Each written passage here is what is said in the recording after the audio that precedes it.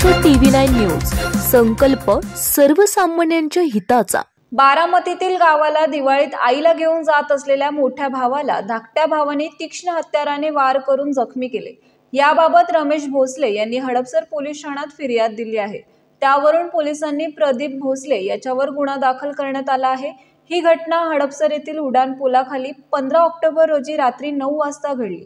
याबाबत पोलिसांनी दिलेल्या माहितीनुसार रमेश आणि प्रदीप भोसले हे भाऊ आहेत। प्रदीप भोसले हा हडपसर येथील पुलाखाली राहतो। तो आईला घेऊन नुकताच गावाला गेला होता। आता रमेश हा त्यांच्या आईला पुन्हा गावाला घेऊन जाण्यासाठी आला होता।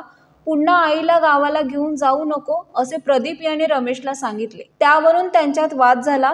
त्यात प्रदीप याने तीक्ष्ण हत्याराने रमेश यांच्या पाठीवर दोन्ही हातावर वार करून जखमी केले। पोलीस उपनिरीक्षक सुप्रिया कोलेवाड तपास करीत आहेत। आपल्या परिसरातील महत्त्वाच्या बातम्या पाहण्यासाठी महाराष्ट्र TV9 न्यूज चॅनलला YouTube वर सबस्क्राइब करा आणि बेल आयकॉन प्रेस करा।